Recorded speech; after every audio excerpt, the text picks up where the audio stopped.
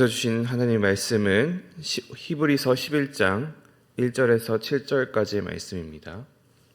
히브리서 11장 1절에서 7절까지의 말씀입니다. 교독하시겠습니다. 믿음은 바라는 것들의 실상이요 보이지 않는 것들의 증거니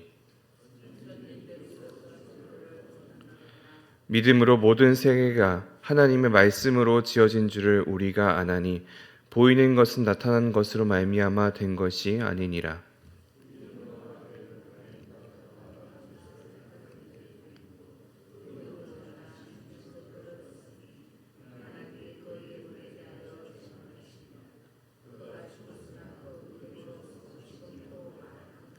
믿음으로 에녹은 죽음을 보지 않고 옮겨졌으니 하나님이 그를 옮기심으로 다시 보이지 아니하였느니라.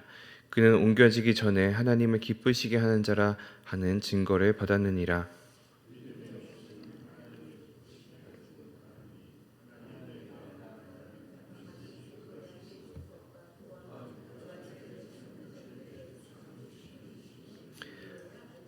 함께 읽겠습니다. 믿음으로 노아는 아직 보이지 않는 일에 경고하심을 받아 경외함으로 방주를 준비하여 그 집을 구원하였으니 이로 말미암아 세상을 정죄하고 믿음을 따르는 의의 상속자가 되었느니라. 아멘. 오늘의 본문은 우리가 소위 믿음장이라고 하는 그 히브리서 11장의 시작점에 있습니다. 여러분은 믿음이 무엇이라고 생각하십니까? 신앙생활 하는 중에 가장 많이 하는 그런 질문 중에 하나가 믿음이 무엇인가? 무엇이 믿음이고 믿는다는 것은 무엇을 의미하는가에 대한 질문을 참 많이 하게 되고 제가 맡고 있는 우리 초등학생들에게도 이야기를 해줄 때 믿음이 무엇인지에 대해서 이야기하는 것이 참 어려운 일이라고 생각을 합니다. 참 여러 가지로 우리가 믿음이 무엇인지에 대해서 생각해 볼 수가 있는데 오늘의 히브리서 본문 11장 1절은 이렇게 이야기를 하죠. 믿음은 바라는 것들의 실상이요 보이지 않는 것들의 증거니.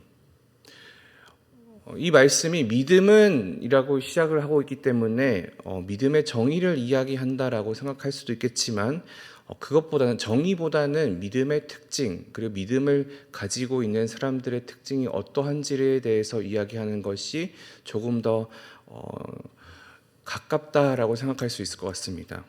그래서 그들이 가지고 있었던 구체적인 믿음으로 구체적인 경험으로서의 믿음을 이야기를 하죠. 1절은 믿음은 바라는 것들의 실상이라고 이야기를 합니다. 그렇다면 이 바라는 것은 무엇일까라고 이야기했을 때 하나님이 약속한 것에 대한 실현이라고 우리가 생각할 수 있습니다.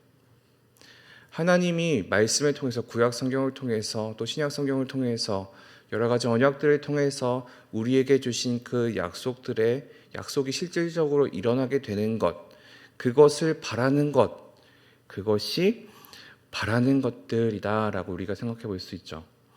그러면 우리에게 보이지 않는 것은 무엇인가 했을 때 그것은 기본적으로 우리가 생각할 수 있는 것은 하나님의 존재, 하나님의 섭리, 하나님의 신실함, 하나님의 능력 정도라고 우리가 생각할 수 있겠습니다. 우리는 보이지 않는 것들을 바라게 되는 것이죠. 그렇다면 바라는 것들의 실상이라고 이야기를 한다면 그것은 어떠한 것을 의미하냐라고 했을 때 어떤 신학자는 이렇게 이야기합니다. 믿음은 바라는 것들의 실체에 부합하게 사는 것, 혹은 믿음은 바라는 것들이 실체인 것처럼 사는 것이라고 이야기를 합니다. 이것은 우리가 읽고 있는 이 히브리서 본문들, 특별히 21장에서 오늘의 본문보다는 조금 더 뒤에 있는 본문들이 이야기하고 있는 본향이라는 것들이나 지으실 터가 있는 성, 흔들리지 않는 나라, 이런 것들이 실제가 있는 것처럼 살아가는 것을 이야기하는 것이죠. 그런데 이 본향, 지으실 터가 있는 성, 흔들리지 않는 나라가 우리 눈에 보이는 것이냐 이야기를 했을 때 결코 그렇지 않고, 우리 손에 쥘 수 있는 것이냐라고 했을 때 결코 그런 것들이 아닙니다. 보이지 않는 것, 우리가 쥘 수 없는 것이죠. 하지만 오늘 히브리서 11장 1절이 이야기하는 것처럼 믿음이란 그것이 있는 것처럼, 내게 주어진 것처럼 살아나는 것을 말하는 것입니다. 따라서 믿음으로 살아간다는 의미는 하나님이 약속한 것을 받기 위해서 믿음으로 공덕을 쌓는 것이 아니라 살아계신 하나님을 의지함으로 살아가는 것임을 우리가 알아야 할 것입니다. 그렇다면 보이지 않는 것들의 증거는 무엇을 말하는 것일까요? 믿음은 보이지 않는 실체의 객관적인 증거라는 것입니다.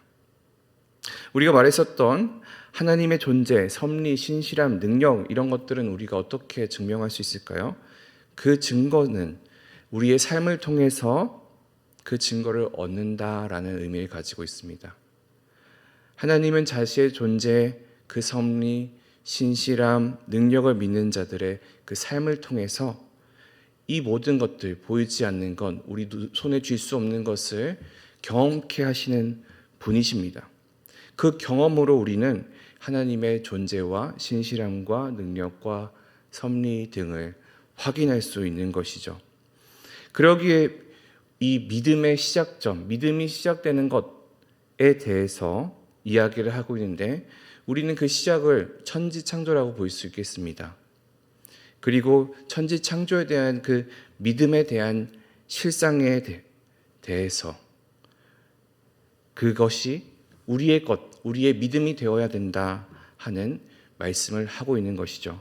그래서 3절은 이렇게 이야기합니다. 믿음으로 모든 세계가 하나님의 말씀으로 지어진 줄을 우리가 아나니. 그 말로써 이 주체가, 이 믿음을 하나님의 말씀으로 모든 세계가 지어졌다라는 것을 믿는 주체가 우리라는 단어를 통해서 이 편지를 쓰고 있는 히브리서 저자뿐만 아니라 이 편지를 받고 있는 그 히브리서의 수신자들 뿐만 아니라 지금 현재 우리가 살아가고 있는 그리스도인 모두가 그 믿음으로 지어진 줄을 아는 사람이 되어야 된다라고 이야기를 하는 것입니다. 그리고 이제 믿음으로 반응한 선진들, 우리 믿음의 선배들, 그 믿음의 조상들에 대해서 이야기를 합니다. 하나님께서는 그들이 믿음으로 반응한 그 삶에 대해서 인정해 주셨습니다. 그리고 믿음이 이것이다 라고 알려주기 위해서 이 사람들을 나열했다기보다는 하나님의 인정을 받았던 그 믿음의 사람에 대해서 알려주는 것이다, 여기는 것이 조금 더 옳다라고 이야기를 할 수 있습니다. 결국에는 믿음을 가지고 있는 삶의 모습들이 이런 모습이다라고 이야기를 하는 것이죠. 이렇게 살아야 믿음의 삶이라기보다는 믿음으로 나타난 삶의 모습이다라고 우리가 이해를 하면 좋을 것 같습니다. 처음으로 이 히브리서 저자가 이야기하는 한 사람은 아벨입니다. 창세기 4장을 보면 아벨과 가인에 대한 이야기가 나오죠. 그리고 우리가 잘 알고 있듯이 하나님께서는 이 두 사람에게 제사를 지내라고 하였고, 그 중에 한 사람이었던 아벨의 제사만 받으셨고 가인의 제사는 받지 않으셨습니다. 참 많은 사람들이 이 창세기 4장의 내용을 연구를 많이 했었습니다. 그리고 왜 하나님은 가인의 제사는 받지 않으시고 아벨의 제사는 받으셨을까라는 그 해답을 찾기 노력했었죠. 어떤 문헌들에서는 아벨이 이렇게 이야기를 했다고 합니다. 나의 행실이 너의 행실보다 나았다. 또 어떤 문헌에서는 가인이 하나님의 통치와 창조를 부정하는 말을 했다라고 이야기하기도 합니다. 우리는 이런 것들을 통해서 추측을 할 수 있겠지만, 하지만 어쨌든 우리는 그 정확한 이유를 알 수는 없으나 오늘의 본문 6절을 통해서 어떤 이유가 있었다라는 것을 유추해 볼 수는 있겠습니다. 우리 6절을 같이 한번 읽어볼게요. 시작. 믿음이 없이는 하나님을 기쁘시게 하지 못하나니 하나님께 나아가는 자는 반드시 그가 계신 것과 또한 그가 자기를 찾은 자들에게 상 주시는 이이심을 믿어야 할지니라. 우리는 무엇을 생각할 수 있을까요? 하나님에 대한 믿음, 하나님을 향한 자세, 하나님과의 관계, 그것이 이 두 사람의 차이를 만들어냈다라고 우리가 생각해 볼 수 있겠습니다. 우리가 알듯이 오늘 본문 4절이 이야기하는 것처럼 이 제사 이후로 아벨은 가인에게 죽임을 당했습니다. 그러나 이것으로 끝나는 것이 아니라 그 믿음의 관계를, 하나님과의 믿음의 관계를 세웠던 그 모습, 그리고 그 예물로서의 그 믿음으로써 지금의 우리에게 그 아벨의 믿음이 어떠한 모습이었는지에 대해서 우리에게 알려줄 수 있는 것이죠. 그리고 4절이 그렇게 이야기를 하는 것입니다. 믿음으로써 지금의 우리에게까지 전해지고 있다 라는 식으로 말이죠. 그 아벨에 이어서 나타난 사람은 에녹입니다. 에녹은 어떠한 사람이었을까요? 창세기 5장 24절에 보면 이렇게 나와 있습니다. 에녹이 하나님과 동행하였더니 하나님이 그를 데려가심으로 세상에 있지 아니하였더라. 에녹은 하나님과 동행하였던 사람이었습니다. 그리고 그 동행 때문에, 그 동행으로 인하여서 죽음 없이 옮겨졌다 우리가 알 수 있죠. 그리고 이것은 마찬가지로 하나님을 기쁘시게 하였기 때문에 이루어진 일이었다라고 이야기를 합니다. 히브리서 오늘 본문의 6절이 이야기하듯이, 그 후반절이 이야기하듯이 그가 계신 것과 또한 그가 자기를 찾는 자들에게 상 주시는 이심을 믿었기 때문입니다. 에녹이 하나님을 기쁘시게 하는 상으로서 그가 죽음을 경험하지 않고 옮겨졌다라고 본문은 이야기를 하고 있죠. 그리고 오늘 마지막 나타나는 사람은 노아입니다.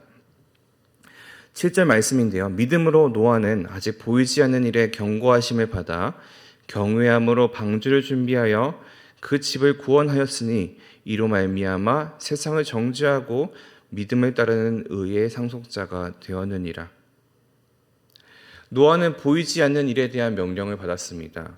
마치 1절이 이야기하지 않는 보이지 않는 것이라고 우리가 생각할 수 있죠. 보이지 않는 것에 순종하여 그는 방주를 지었고 그것을 통하여서 가정이 구원받게 되는 그런 상을 받기도 하고 또한 의의 상속자가 되는 상을 받기도 하였습니다. 그렇다면 아벨과 에녹과 노아, 이 세 사람의 공통점은 무엇일까요? 그들이 자기의 삶을 살아가고 있는 그 시대에서 의로운 자로 불리도록 살았던 사람이었습니다.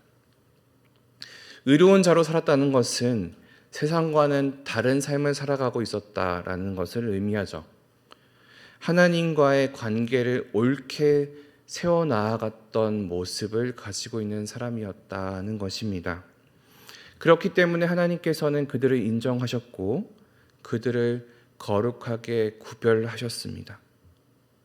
믿음은 바라는 것들의 실체에 부합하게 사는 것, 혹은 믿음은 바라는 것들이 실체인 것처럼 사는 것이다 라고 말씀드렸습니다. 결국 살아계신 하나님과 그 존재를 인정하고 그를 의지하는 것에서부터 시작되는 것이 믿음이며 믿음의 삶이란 그런 것입니다. 이것이 오늘날 우리가 세상과 구별된 삶으로 살아가게 하면서 또한 하나님의 관계를 잘 세워가도록 하여서 하나님을 기쁘시게 하는 삶을 살아가게 하는 방법인 것이죠. 따라서 우리가 하나님의 상을 받는 삶을 살아가기 원한다면 오늘의 본문이 이야기하는 것을 거꾸로 거슬러 읽어가면 그 방법을 찾을 수 있을 것이라 생각합니다. 그 6절을 반대로 읽으려면 이렇게 되겠죠. 상 주신 이이신 하나님의 존재를 믿고 그를 찾으며 그에게 나아가 하나님을 기쁘시게 하는 삶, 이것이 하나님께 상을 받는 삶이라 생각합니다. 우리가 하나님의 상을 받는 그런 삶을 살아가길 소망합니다. 그것이 우리가 구원을 받는 길이며 하나님 앞에서 올바르게 살아가는 그 온전한 관계를 가져 나아가는 삶의 모습이라고 생각을 합니다. 우리의 삶이 하나님과 바른 관계가 세워져서 그를 기쁘시게 하는 삶을 살아가는 우리 모든 성도들 되기를 소망합니다. 기도하시겠습니다. 살아계신 아버지 하나님 감사합니다. 우리의 삶이 언제나 연약하고 부족하지만 하나님이 우리에게 말씀하심으로 우리가 믿음이 무엇인지 또한 어떻게 살아가는 것이 믿음의 삶의 모습인지에 대해서 함께 나누었습니다. 하나님, 이 세 사람이 함께 그 삶을 통해서 하나님의 동행하심을 잊고 또한 하나님을 기쁘시게 하는 삶을 살아가 의로운 자라 불렸던 것처럼 하나님, 우리의 삶이 주님 보시기에 의로운 삶으로서 주님과 바른 관계를 맺어가며 하나님을 기쁘시게 하는 삶의 모습으로 나타날 수 있도록 주님 인도하여 주시옵소서. 그것을 통하여 주님이 주시는 그 구원이라는 그 선물을 받으며 우리가 하루하루를 살아갈 때에 믿음으로 승리해 나아가는, 주님이 주시는 참 기쁨을 누리며 살아가는 우리들의 삶의 모습이 될 수 있도록 주님 인도하여 주시옵소서. 언제나 주님만 의지하며 나아가길 소망합니다. 살아계신 예수 그리스도의 이름으로 기도합니다. 아멘.